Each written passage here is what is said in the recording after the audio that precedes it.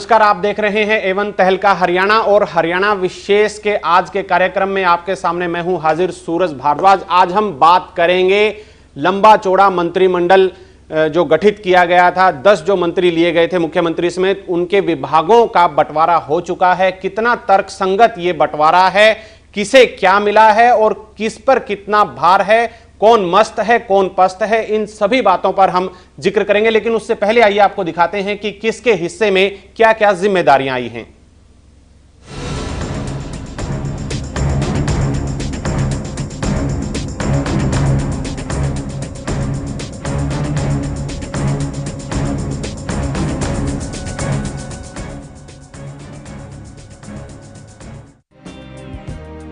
CM Manohar Lal Khattar के पास गृह मंत्रालय समेत 18 विभाग रहेंगे।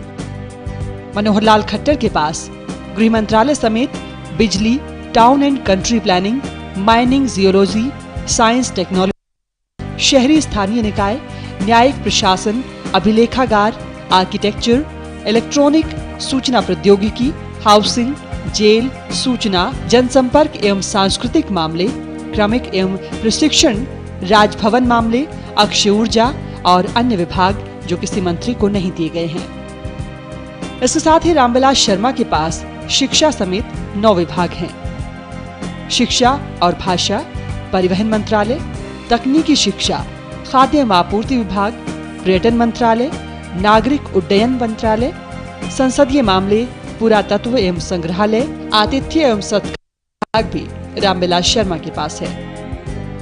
कैप्टन अभिमन्यु को वित्त मंत्रालय समेत 13 विभागों की जिम्मेदारी दी गई है। वित्त मंत्रालय के अलावा राजस्व एवं आपदा प्रबंधन, आबकारी एवं कराधान, योजना, वन, पर्यावरण, उद्योग एवं वाणिज्य, श्रम एवं रोजगार, कानून एवं विधायी, संस्थागत वित्त और क्रेडिट कंट्रोल डिपार्टमेंट, चकबंदी, पुनर्वास और ITI विभागों की जिम्मेदारी भी कैप्टन अभिमन्यु को है। अंबाला कैंट से विधायक अनिल विज को स्वास्थ्य मंत्रालय समेत 5 विभागों की जिम्मेदारी दी गई है। स्वास्थ्य मंत्रालय के अलावा चिकित्सा शिक्षा, आयुष, ESI, चुनाव, खेल एवं युवा मामलों की जिम्मेदारी अनिल विज को दी गई है। वहीं OP धनखड़ को कृषि समेत 5 विभाग सौंपे गए हैं। कृषि, विकास एवं पंचायत, सिंचाई, पशुपालन एवं डेयरी और मत्स्य विभाग भी OP धनखड़ को सौंपा गया है। राव नरबीर सिंह को लोक निर्माण और जन स्वास्थ्य अभियांत्रिकी की जिम्मेदारी दी गई है। सोनीपत से विधायक कविता जैन को सामाजिक न्याय एवं अधिकारिता, महिला एवं बाल विकास मंत्रालय, अनुसूचित जातियों और पिछड़े वर्ग कल्याण की जिम्मेदारी कविता जैन को दी गई है। विक्रम सिंह ठेकेदार को सहकारिता विभाग स्वतंत्र प्रभार सौंपा गया है। इसके अलावा प्रिंटिंग एंड स्टेशनरी स्वतंत्र प्रभार, विकास एवं पंचायत OP धनखड़ के साथ सौंपा गया है। कृष्ण कुमार बेदी को सामाजिक न्याय एवं अधिकारिता, महिला एवं बाल विकास और अनुसूचित जातियों और पिछड़े वर्ग के कल्याण की जिम्मेदारी कविता जैन के साथ सौंपी गई है। कर्णदेव कंबोज को खाद्य एवं आपूर्ति, परिवहन, पर्यटन और आतिथ्य विभाग रामविलास शर्मा के साथ सौंपे गए हैं। जी, तो विभाग सौंपे गए हैं मंत्रियों को, उनमें कईयों के पास ज्यादा हैं, किसी के पास कम है, और सबसे ज्यादा अगर बात करें और सबसे अहम जो विभाग हैं वो मुख्यमंत्री ने खुद अपने पास रखे हैं। इनके क्या मायने हैं, किसको कितनी जो जिम्मेदारी है, किस तरह से वो निभा पाएंगे और क्या कितनी बड़ी ये एक चुनौती उनके लिए होगी, उस पर भी हम चर्चा करेंगे। और इस खास चर्चा में हमारे साथ मेहमान जुड़े हुए हैं। हमारे साथ स्टूडियो में हैं विशाल सेठ जी, बीजेपी के नेता हैं, प्रवक्ता हैं, स्वागत है आपका। नरेश कौशल जी हैं, आपका भी कौशल जी स्वागत है। और साथ ही डॉक्टर सुरेंद्र धीमान भी हमारे साथ जुड़े रहेंगे इस चर्चा में, एवन तहलका के कार्यकारी संपादक हैं, वो भी हमारे साथ रहेंगे।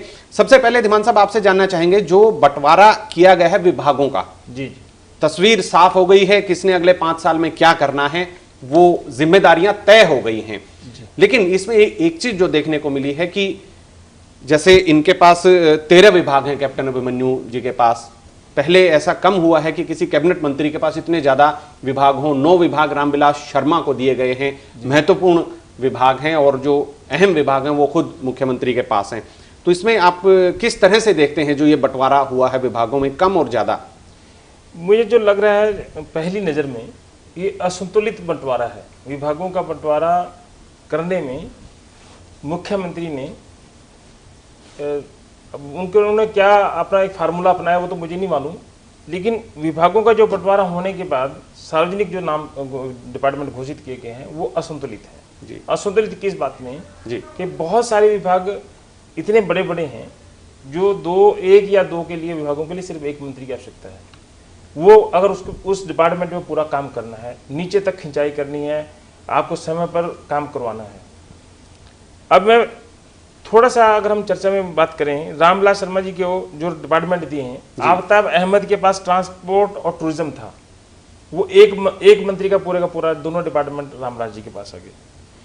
फूड सप्लाई भी उनके पास एक पूरा महकमा वो महेंद्र प्रताप जी के पास था पिछली सरकार में। गीता बुकल के पास एजुकेशन का पूरा और पुरातत्व अभिलेखागार विभाग था, वो भी रामविलास जी को मिल गया। मतलब 3 मंत्री ये हो गए। चौथे मंत्री जो सीएम साहब के पास खुद अपने रखा था, हुड्डा साहब ने रखा हुआ था, सिविल एविएशन और पर्यावरण मंत्रालय उन्होंने अपने पास रखा था, वो भी रामविलास जी के पास चले गए जी। और संसदीय कार्य जो मंत्री थे, बहुत अहम विभाग है, सुरजेवाला जी के पास था, वो भी इनके पास चले गया। अब अगर देखिए ट्रांसपोर्ट, हरियाणा में ट्रांसपोर्ट बहुत महकमा बड़ा है। आमतौर पे हड़ताल करते रहते हैं कर्मचारी के समय पर, उनको जो सरकारी बसें चाहिए वो बसें नहीं उपलब्ध होनी जितनी संख्या में चाहिए। निजीकरण की बात है, मतलब सबसे बड़ी जब बसें बंद होती हैं तो प्रदेश में हाहाकार मचती है। एजुकेशन का जो डिपार्टमेंट है वो इतना बड़ा डिपार्टमेंट है, खुद 1,35,000 के आसपास इनके टोटल टीचिंग और नॉन टीचिंग स्टाफ है जी। ऐसा कोई दिन नहीं है पिछली सरकार के दौरान, इस सरकार का तो मैं नहीं कह सकता कि क्या होगा, ऐसा कोई दिन नहीं है जिस दिन पंचकूला के शिक्षा सदन में बाहर नारेबाजी ना हुई हो, प्रदर्शन ना हुई हो जी। कहने का मतलब मेरा ये कि टीचरों के आंदोलन अलग से और जो शिक्षा का जो भट्टा बैठा हुआ है 50% जो रिजल्ट आए हैं वो अलग से, इसके लिए एक स्पेसिफिक बहुत कंसंट्रेट होकर एक जिम्मेदारी तवज्जो नहीं दी जा सकती। अगर इतने ज्यादा महकमे होंगे तो कैसे संभालेंगे? 24 घंटे है बिल्कुल। और एक व्यक्ति मैक्सिमम, जैसे अगर नरेंद्र मोदी की तर्ज पे ये कहें कि पूरा देश नरेंद्र मोदी की तर्ज पर काम करे, 18 घंटे भी काम करे, तो 9 डिपार्टमेंट को 18 घंटों में अगर डिवाइड करें तो 2 घंटे मिल पाते हैं। बिल्कुल। ऐसे ही कैप्टन अभिमन्यु के साथ वैसे 13 डिपार्टमेंट है, पर एक डिपार्टमेंट वित्त वाला ऐसा है जिसके साथ मिला के 5 डिपार्टमेंट बन जाते हैं, तो उनके भी डिपार्टमेंट कमोबेश 9 या 8 के आसपास बनते हैं। लेकिन डिपार्टमेंट बहुत बड़ा है, वित्त अपने आप में बहुत बड़ा डिपार्टमेंट है। और जैसे ही उन्होंने कल कहा भी, वित्त मंत्री ने आज भी कहा है कि हरियाणा के ऊपर जो कर्ज है 82,000 करोड़ का, वो बहुत दुखदायी है, बहुत संकट में है स्थिति, लेकिन हम फिर भी प्रयास करेंगे किसी तरीके से हमने जो घोषणाएं की उसको लागू किया जाए। रेवेन्यू डिपार्टमेंट एक बहुत बड़ा डिपार्टमेंट है जिसमें हमेशा शिकायतें रहती हैं कि तहसील में और सब तहसील में बिना पैसे के कोई काम नहीं होता है, ये आरोप लगते रहते हैं, पकड़े भी जाते हैं कुछ विजिलेंस के डिपार्टमेंट। राजस्व अपने आप में तो चट्टा साहब के पास वित्त विभाग था जी, महेंद्र प्रताप जी के पास राजस्व विभाग था, आबकारी कराधान विभाग किरण चौधरी के पास तो बहुत बड़ा डिपार्टमेंट है। लेकिन एक काम ये अच्छा ये किया इस मुख्यमंत्री ने, इस सरकार ने, खट्टर साहब ने, कि अन्य राज्यों में वित्त के साथ आबकारी कराधान दिया हुआ है, क्योंकि एक तरफ से पैसा आना है, एक तरफ से पैसा जाना है। तो वित्त पैसा जब आएगा जब आपका वित्त का प्रबंधन कर सकें। तो ये पिछली सरकार में भी डिमांड किरण चौधरी करती रही है कि दोनों डिपार्टमेंट एक मंत्री के पास होने चाहिए ताकि पता रहे कि कहां से कहां क्या हो रहा है। ये एक अच्छा काम किया है। लेकिन डिपार्टमेंट 2 बड़े हैं, इनके साथ दूसरे जो डिपार्टमेंट है वन और पर्यावरण, ये कैप्टन अजय यादव के पास था। ये एक बने में एक विरासत है वन और पर्यावरण वाली, लेकिन वो अभिमन्यु साहब देखेंगे। सुरजेवाला जी के पास इंडस्ट्री, इस देश प्रदेश में इंडस्ट्री बहुत महत्वपूर्ण है और बीजेपी के मैनिफेस्टो में इंडस्ट्री एक बहुत अच्छा उन्होंने वादा कर रखा है इंडस्ट्री का, उसके ऊपर भी कंसंट्रेट करने की जरूरत है, बहुत समय देने की जरूरत है। और श्रम एवं रोजगार और ITI, ये शिवचरण शर्मा और ITI गीता भुकल के पास थे, इसको भी मतलब मैं कहने का मतलब सिर्फ हमारा उसके बाद तो कुछ ज्यादा नहीं है। श्रम भी बहुत, श्रम और रोजगार इस सरकार ने जो अपने मैनिफेस्टो में वादा कर रखा है रोजगार देने का, वो भी महत्वपूर्ण। कहने का मतलब ये फिर वही 18 घंटे में अगर हम बांटे हैं तो 2 घंटे एक डिपार्टमेंट को मिल पाएंगे जी। पर मुझे ये लग रहा है ये डिपार्टमेंट अभी, क्योंकि मंत्रालय जो है मंत्रिमंडल वो अभी छोटा है, 4 मंत्री और बनाए जाएंगे। 4 मंत्री बनने के बाद ये डिपार्टमेंट इनमें से कुछ उन मंत्रियों को भी आगे भविष्य में दिए जा सकते हैं, जैसी संभावना है। इनमें से निकाल करके उनको किए जा सकते हैं जी। लेकिन जो नीचे 2 राज्य मंत्री बनाए हैं जो कि सिर्फ अटैच्ड है, उनके पास इंडिपेंडेंट कोई चार्ज नहीं है, वो नाम के मंत्री तो हैं, तो 10 में से 2 तो माइनस ही हो गए आपके, 8 मंत्री हैं टोटल इस वक्त जी। मुख्यमंत्री से अलग। तो मुख्यमंत्री के पास अपने डिपार्टमेंट नहीं है, दोनों वो जो अपने एक रामलाल जी को करेंगे और एक दूसरे मंत्री को जो उनके साथ सामाजिक न्याय अधिकारिता मंत्री हैं। कुल मिलाकर के जो आपने असंतुलित की बात कही है तो यही है कि काम के बंटवारे के असर हिसाब पड़ से सकता है, काम के ऊपर जो है असर पड़ सकता है। वो उतना ध्यान नहीं दे पाएंगे जो एक काम को करेंगे, वही 2 या 3 डिपार्टमेंट विभागों में को जो देखेंगे। एक मंत्री समय देकर उसको सुधार कर सकता है। जैसे कि बीजेपी ने कहा है कि पिछली सरकार में सब कुछ धराशायी हो रहा था जी जी और लोगों को उम्मीद है जब बीजेपी को सरकार बनाई है, अब बीजेपी सरकार से ही उम्मीद है जी, इसलिए वो समय देना उसको जरूरी था। जी कौशल साहब, आपसे जानना चाहेंगे, जैसे कि दीवान साहब भी बता रहे हैं और वाकई ज्यादा हैं, चाहे पिछली सरकार में भी थे, लेकिन इतना 9 एक मंत्री के पास, 13 एक मंत्री के पास, 4, 5, 3 यही आंकड़ा आमतौर पर रहता था। आपको क्या लगता है कि इसका क्या नकारात्मक और सकारात्मक अगर बात करें तो क्या इसके प्रभाव आपको दिखाई देते हैं? देखिए सूरज जी, ये सबसे पहली बात तो ये है कि जैसे होता है कि चादर और पैर वाली बात है, क्योंकि एक संख्या तय है मंत्रियों की, ये संख्या है। मैं यहाँ तो ये भी कहूँगा कि अगर 14 मंत्री बनाए जा सकते हैं जी, 14 मंत्रियों को भी विभाग बांट दिए जाएं तब भी न्याय नहीं कर पाएंगे अगर उस एंगल से हम देखें। बिल्कुल ठीक, एक बात जी। दूसरा, अभी क्योंकि 4 मंत्री बनाए जाने की गुंजाइश है तो ये समय से थोड़ा पहले की टिप्पणी हम कह सकते हैं इसको, जी, क्योंकि अभी हो सकता है कि आने वाले दिनों में दोबारा अगली खेप हो जाए। लेकिन मौजूदा जो ढांचा देखा जा रहा है उसमें मैं जो समझता हूँ इसमें एक पॉलिटिकल एंगल है। हर मंत्री को उसकी औकात शब्द तो अच्छा नहीं है, उसकी काबिलियत नहीं, उसका वजन बताया गया है कि तेरा वजन इतना है। मैं एक उदाहरण के तौर पे बताऊंगा जी। अनिल विज हैं जो सबसे ज़्यादा वोकल, सबसे ज़्यादा क्रांतिकारी, सबसे ज़्यादा त्यागी, अगर मैं नटशेल में कहूँ तो जो मनोहर लाल खट्टर का व्यक्तित्व है उसमें और अनिल विज में कोई बहुत ज़्यादा अंतर नहीं है। इनका भी बहुत त्याग और नहीं, लेकिन अनिल विज तो बोलते बहुत हैं, अपनी प्रमुखता से और आगे बढ़ चढ़ कर बात रखते हैं, लेकिन खट्टर साहब का भी देख रहे हैं वो संतुलित, जितनी जरूरत है उतना ही बोलते हैं। बिल्कुल आपने सही कहा, यही कारण है कि वो बोलते हैं। उन्होंने शपथ ग्रहण समारोह के बाद पत्रकारों के पास जो कहा ये कोई अच्छी बात नहीं, आप ठीक बात कर रहे हैं जी। तो इसीलिए उनको ये बताया गया है कि भाई जो तुम्हारा ये तरीका है, ये अनुभव, ये योग्यता है, इसलिए तुम्हें ये लो, पकड़ो 5 जी। और वो भी कौन से हैं वो आप देख सकते हैं। कोई बड़ी बात नहीं, मैं ये भी समय से पहले की बात है कि आने वाले समय में जी एक जैसे असंतुष्ट रहने की कई प्राणियों की नेचर भी होती है और कई बार वो अपनी जगह सही भी होते हैं जी। अनिल विज किसी न किसी स्टेज पर ऐसी आपत्तियां भी कर सकते हैं कि भाई ये गलत है, ये ठीक है, जैसे कि आप खुद कह रहे हो, बोलते हैं, एकदम बोलते हैं। एक बात तो दूसरा, अभिमन्यु और ओपी धनखड़ दोनों जाट हैं। इस बात का भी मेरे अपने अनुमान के हिसाब से ये पॉलिटिकल, जैसे मैंने कहा था, एंगल भी देखा गया है जी।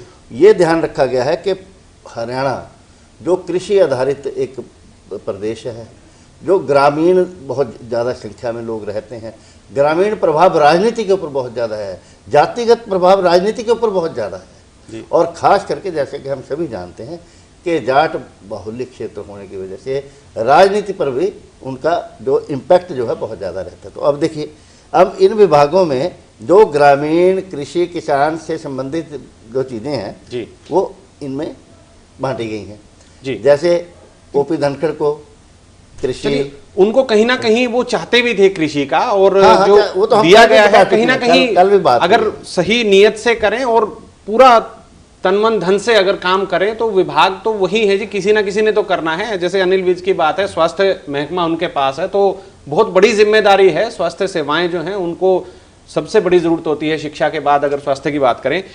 विशाल सेठ जी, आपसे जानना चाहेंगे, ये कहा जा रहा है कि जैसे अभी आपने सुना, दिमान साहब ने भी बताया और कौशल साहब भी कह रहे हैं, ज्यादा भार किसी पर ज्यादा है, किसी पर कम है। जैसे राव नरबीर है, कविता जैन है, उनको ठीक है, 2 विभाग उनके पास है, कविता जैन जी के पास 3 है, उनके पास ठीक है, वो अपना पूरा एकदम समय लगा पाएंगे और बेहतर नतीजे आने की उम्मीद की जा सकती है। पिछली सरकार में भी इतने ज्यादा विभाग नहीं दिए गए थे, तो यो इतना जो असंतुलन जो है उसके पीछे क्या वजह आप देखते हैं?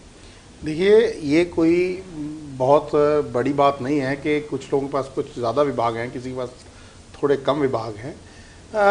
थोड़ा सा मैं डॉक्टर साहब की बात से एक थोड़ा सा वो रखता हूँ कि अभी 2 दिन हुए हैं और अभी शायद कुछ एक्सपेंशन भी होनी है मंत्रालयों की, तो उसके अंदर भी कुछ मंत्रालय कैसे थोड़े सेट होंगे, क्योंकि मंत्री आएंगे तो उनको भी कुछ ना कुछ काम तो देना है जी। तो बाकी बात ये रही कि जो मैं थोड़ा उस बात से इनके सहमत नहीं हूँ कि जब ये कंपेयर कर रहे थे कि भारतीय जनता पार्टी में और कांग्रेस में इस प्रकार से मंत्रियों को दिया गया काम और वो इधर इतना को दिया गया। कांग्रेस की अपनी कार्यशैली थी और उस कार्यशैली के साथ हमें ना ही कंपेयर किया जाए, ना जोड़ा जाए तो उचित रहेगा। व्यवस्था तो नहीं, व्यवस्था नहीं, 14 मंत्री वहां बन सकते थे, वहां भी बने, यहाँ भी बन सकते हैं, यहाँ भी बनेंगे। नहीं, आप सुनिए ना जी, 14 की बात नहीं है। एक व्यक्ति है, वो एक दुकान नहीं चला पाता, एक फैक्ट्री नहीं चला पाता, एक आदमी है 50 फैक्ट्रियां भी मैनेज कर रहा है। कोई ऐसी कोई समस्या नहीं होती है। एक आदमी के अपने मैनेजमेंट स्किल्स हैं, अपने ह्यूमन मैनेजमेंट का तरीका है, अपनी ऑफिशियल मैनेजमेंट का तरीका है। तो हम ये आकलन करना कि कांग्रेस का व्यक्ति एक दफ्तर चलाता, एक मंत्रालय संभालता था, तो भाजपा का 6 नहीं संभाल सकता, मैं इससे सहमत नहीं हूँ। जी, एक जो आपने बात की है, धीमान साहब आपसे जानना चाहूंगा, जैसे एक सवाल ये भी उठता है कि विभाग जो पिछली सरकारों में रहे हैं कमोबेश वही विभाग हैं, कोई ना कम है ना ज्यादा है, एक आध कोई टूट गया हो, संख्या तय है, संख्या तय है, पिछली सरकार ने वही विभाग हैं, वही मंत्रियों की संख्या है। तो फिर इस बार ये सवाल, जैसा कि विशाल सेठ जी भी कह रहे हैं, तो काम तो वही, उतने ही मंत्री हैं, उतने ही विभाग हैं। चलाना अलग इशू है, दुकान चलाना अलग इशू है, शोरूम चलाना अलग इशू है, फैक्ट्री चलाना अलग इशू है। जी, फैक्ट्री में आपके मजदूर होते हैं, वर्कर होते हैं, अफसर होते हैं, मैनेजमेंट होती है। यहाँ तो एक एक डिपार्टमेंट के नीचे जितने कर्मचारी अधिकारी हैं उसका रिजल्ट पब्लिक को देना है। जी, हम मॉनिटरिंग सिस्टम सरकार में भी आता है और किसी आप संस्थान में काम करते हैं वहाँ भी आता है। जितना ज़्यादा मजबूत मॉनिटरिंग सिस्टम होगा, जितना ज़्यादा मजबूत आप मीटिंग करके रिव्यू कर सकेंगे जी, उसका प्रभाव ज़्यादा आएगा। एक डिपार्टमेंट की मीटिंग, 9 डिपार्टमेंट है, 20 दिन महीने में काम होता है सरकारी जी, 2 संडे, 4 संडे और 4 शनिवार वो, और 2 की छुट्टी एवरेज आ जाती है जी। 20-22 दिन का एक महीना बनता है। 9 डिपार्टमेंट को अगर हम रोज एक मीटिंग रखें, एक मंत्री जबकि रोज मीटिंग नहीं रख सकता, रोज मीटिंग रखें तो एक महीने में 2 बार मीटिंग हुई 9 डिपार्टमेंट के। अगर 13 है तो वो 1.5 महीने में एक मीटिंग होगी। लेकिन पिछली सरकार में कैसे होता था दिमाग? पिछली सरकार अगर इतना बढ़िया काम करती, वो एक 2 3 डिपार्टमेंट लेके, तो उस सरकार को बदलते क्यों? अनार्की क्यों थी? विभाग जो है वो कहां पर बंटवारे हुए थे? मंत्री उतने थे, विभाग भी उतने थे। नहीं, वहां उस वक्त हुड्डा साहब ने सबको, जितने मंत्री थे, 3 राज्य मंत्री थे, उनको भी एक एक इंडिपेंडेंट चार्ज दिया था जी। 3 डिपार्टमेंट तो वहां पर चले गए थे, और जो बाकी 10 मंत्री थे उन सबको 3-3, 4-4 डिपार्टमेंट देके 10 या 30-32 डिपार्टमेंट वहां पर दिए थे, बाकी अपने पास रखे थे। यहाँ असंतुलन हुआ, सिर्फ 2 मंत्रियों के पास 22 डिपार्टमेंट है जी, अगले 2-3 मंत्रियों के पास सिर्फ 8 या 9 डिपार्टमेंट है, एक मंत्री के पास 3 डिपार्टमेंट है। लेकिन इसकी वजह क्या है? वजह आपको क्या लगती है? यही तो मैं, जिसकी हम आज चर्चा कर रहे हैं, यही तो असंतुलन है कि जैसे कौशल साहब ने भी कहा था, इसके राजनीतिक कारण भी हैं जी, और इसके प्रशासनिक कारण भी हैं। क्योंकि यहाँ बीजेपी की इस सरकार में सिर्फ रामविलास शर्मा जी और राव नरबीर सिंह जी, 2 ऐसे व्यक्ति जो पहले मंत्री रह चुके हैं, जिनको मंत्रियों का अनुभव है, बाकी सारे नए हैं। कैप्टन अभिमन्यु भी पहली दफा जीते हैं और कविता जैन भी पहली दफा जीती है। दूसरी बात, सॉरी, कविता जैन दूसरी दफा नहीं, कविता जैन दूसरी दफा जीती है। मंत्री की बात, मंत्री मतलब वही पहली दफा बने और कैप्टन अभिमन्यु पहली दफा बने मंत्री, और कृष्ण बेदी भी पहली दफा मंत्री बने हैं, कर्णदेव कांबोजी पहली दफा मंत्री बने। रामविलास शर्मा जी को छोड़ के सभी पहली बार ही नहीं, राम नरबीर भी पहले मंत्री रह चुके हैं, 2 मंत्री ऐसे हैं जी। लेकिन जब बंटवारा किया गया, या तो मुख्यमंत्री को ये लगा कि ये उतना इनको मजबूत न किया, जिसके पॉलिटिकल एंगल कौशल साहब ने बताया कि एक राजनीतिक कारण भी होता है कि इसको मजबूत रखना है। कितने डिपार्टमेंट हमारी राजनीति में, चाहे हरियाणा हो चाहे कोई और राज्य हो, ये भी आकलन किया जाता है कि किस मंत्री के पास कितने ज्यादा डिपार्टमेंट है और कितने महत्वपूर्ण डिपार्टमेंट। जैसे बिल्कुल गृह विभाग, हम कल ही बात कर रहे थे कि गृह विभाग मुख्यमंत्री सामान्य तौर पर अपने पास रखते हैं। हुड्डा साहब ने भी गृह मंत्रालय अपने पास रखा था, खट्टर साहब ने भी अपने पास रखा है। टाउन कंट्री प्लानिंग डिपार्टमेंट, जिसमें CLU का नाम, प्रॉपर्टी डीलर का नाम, जिसका कुछ 100 कई प्रकार के आरोप बीजेपी और एनडीए लगाती रही है, वो town and country planning department फिर मुख्यमंत्री ने अपने पास रखा, खट्टर साहब ने। बिजली मंत्रालय, जैसे मैं कल कह रहा था कि बिजली मंत्रालय कोई भी नहीं लेना चाहता, ये मुख्यमंत्री ने अच्छा काम किया कि बिजली मंत्रालय अपने पास रख लिया, क्योंकि मुख्यमंत्री से सारे अफसर डरते हैं नीचे। मंत्री से कैप्टन आजाद वो कहते रहे आखिर तक मेरे बिजली विभाग के अफसर ही नहीं मेरे को पूछते, कुछ नहीं करते, तो ये एक अच्छा काम उन्होंने किया जी। लेकिन 2 मंत्रियों के पास ज्यादा डिपार्टमेंट करके देखे और अन्य मंत्रियों के पास, जैसे विज साहब की बात की, हम विज साहब का अगर आकलन करें तो 4 बार के पहले MLA बन गए, 5वीं दफा MLA बने, हम विधानसभा में बोलते हैं। लेकिन हेल्थ डिपार्टमेंट अच्छा डिपार्टमेंट है, बड़ा डिपार्टमेंट है, जो उसके साथ जुड़ा मेडिकल एजुकेशन बहुत बड़ा डिपार्टमेंट है। पंजाब में तो केवल एक मंत्री केवल मेडिकल एजुकेशन मिनिस्टर है पंजाब में, तो जी तो इतना बड़ा डिपार्टमेंट उनको दिया है। उसी में अगर वो सुधार कर पाए, और वो जिसकी मुझे पता है कि उनमें क्षमता वो कर सकते हैं, अगर उनके साथ भी 2-3 और डिपार्टमेंट बन जाते बाई चांस, तो शायद उतना कंसंट्रेट करके हेल्थ डिपार्टमेंट की हेल्थ ना सुधार पाते जितना अब कर पाएंगे जी। तो एक व्यक्ति के पास 18 टास्क हो, एक व्यक्ति के पास 9 टास्क हो, एक व्यक्ति के पास 3 टास्क हो, और मंत्रालय भी उतने, विभाग भी उतने बड़े हों, उतना न्याय नहीं कर पाएगा कोई व्यक्ति जब तक वो 2 और अन्य जो राज्य मंत्री बनाए हैं उनको इंडिपेंडेंट चार्ज, कम से कम एक डिपार्टमेंट का चार्ज दिया जाए जी। और जो 4 अन्य मंत्री बनने हैं उनको जब तक ये डिपार्टमेंट इनमें से दे के उनको ना दिए जाए, तब तक ये असंतुलन रहेगा। मुख्यमंत्री के पास सामान्य तौर पर 17-18 डिपार्टमेंट रहते हैं, पहले भी रहते हैं, ये सामान्य तौर पे रहते हैं जी। इसमें एक सवाल आपसे जानना चाहेंगे कौशल साहब, जैसे एक तो बात बताई एफिशिएंसी की और संख्या की, अगर हम बात करें ज्यादा विभाग आगे, दूसरा एक सवाल उठता है अनुभव भी बहुत अहम होता है। आप अगर अनुभवी हैं तो आप एक वक्त में 4 कंपनियां, जैसे विशाल सेठ जी कह रहे थे, 4 फैक्ट्री भी चला सकते हैं, 4 दुकान भी चला सकते हैं। अनुभव नहीं है तो एक को ही चलाना मुश्किल हो जाता है। तो अनुभव कितना आगे आएगा और उसमें क्या जो आपको लगता है पेचीदगियां सामने आ सकती हैं, एक जो हरियाणा बीजेपी ने सोचा है उसको जनता के सामने डिलीवर करने में? देखिए सूर्य जी, मेरा मानना ये नहीं है कि मंत्री अगर कोई रहा हो तब ही अनुभव होता है जी। जीवन के अंदर व्यक्ति बहुत ही क्षेत्रों में सीख कर आता है, और वही अनुभव जो होता है उसका आगे चलकर उसकी परिपक्वता जो हो जाती है, जो उसकी सोच परिपक्व हो जाती है, वो किसी भी मुद्दे पर, फिर वो आके चाहे सरकार का हो, ये जरूरी नहीं है कि मंत्री रह करे। अब ये खट्टर साहब की ही बात रही है, हम नरवीर की और इनकी तो बात कर रहे हैं, रामविलास की, कि ये पहले मंत्री रहे हैं। खट्टर साहब क्या रहे हैं? जो रामविलास पर 9 है, उसके बाद 18 मंत्रालय। लेकिन कौशल साहब, जो मेरा सवाल था वो यही था कि अनुभव का मतलब ये होता है कि सिर्फ आपके जो सामाजिक अनुभव है उससे नहीं, जो अफसरशाही जो है उसको आपने कंट्रोल करना है। क्योंकि अफसर जो पहले भी हमने कई सरकारों में देखा है कि अफसर नेताओं को चला देते हैं, जो चीज नहीं होती है झूठ को सच 2 मिनट में बना देते हैं, सच को झूठ 2 मिनट में बना देते हैं। देखिए सूर्य जी, मैं वो तभी संभव जो आपको अनुभव हो, आपको पता है। आपकी बात से मैं नहीं सहमत हूँ। हमारे पास मोदी की एग्जाम्पल्स हैं जी। गुजरात में पहली बार मुख्यमंत्री बने जी, प्रधानमंत्री पहली बार बने, पहली बार मेंबर पार्लियामेंट बने जी, और सारे लाइन में लगे हुए हैं अफसर। लेकिन सारे के सारे, मेरा सवाल यही है कि सारे, अगर मोदी का जो उन्होंने किया है वो सारी चीज जरूरी नहीं है कि हर किसी में वही। मैं अब इसका भी जवाब देता हूं आपको जी। मुझे लगता है, मेरा अपना ओपिनियन है कि खट्टर साहब मोदी से ज्यादा बेटर हैं जी अपने किरदार में। खट्टर साहब अपनी जैकेट नहीं बदलते हर घंटे के बाद। खट्टर साहब एक जमीन से जुड़े हुए नेता नजर आते हैं। वो एक नजर आना होता है, एक प्रोजेक्शन करना होता है, उसमें फर्क है दोनों। चलिए विशाल सेठ जी से जान लेते हैं। विशाल जी, अनुभव की बात है, जैसे कौशल साहब ने अपनी बात बताई कि वो इससे इत्तेफाक नहीं रखते हैं कि चलिए ऐसा नहीं है कि वो कर नहीं पाएंगे, लेकिन कितना बड़ा कारण आप मानते हैं कि अनुभव जरूरी होता है सरकार चलाने में? देखिए, अनुभव का अपना स्थान है, अनुभव का एक स्थान है, इसमें कोई दो राय नहीं है किंतु अनुभव के साथ साथ काम करने की एक नियत, विल टू डू, एक इच्छा शक्ति, ये बहुत बड़ा रोल एक अदा करती है। और जब आप कोई एक बहुत ईमानदारी के साथ और एक पंक्चुअलिटी चीज़ों की, ये बहुत सी चीज़ें हैं जो एक आदमी को कामयाब इंसान बनाती हैं। मोदी जी आज इतने कामयाब हुए, अपनी पंक्चुअलिटी एक बहुत बड़ा उनका एक वो है।